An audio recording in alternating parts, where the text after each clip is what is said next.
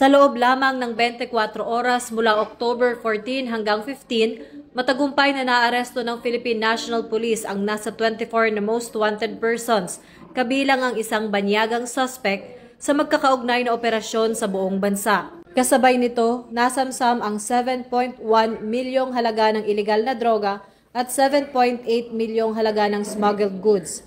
Kabilang sa mga nadakip ay may kasong rape, murder at child abuse. Habang ang naarestong Korean national ay may kinakaharap na kasong serious illegal detention sa Cebu.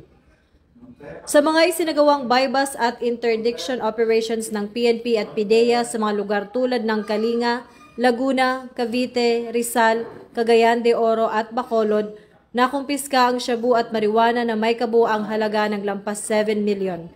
Sa Sultan Kudarat naman, nakumpiska ang mga ipinuslit na sigarilyo na nagkakahalaga ng mahigit 7.8 milyon.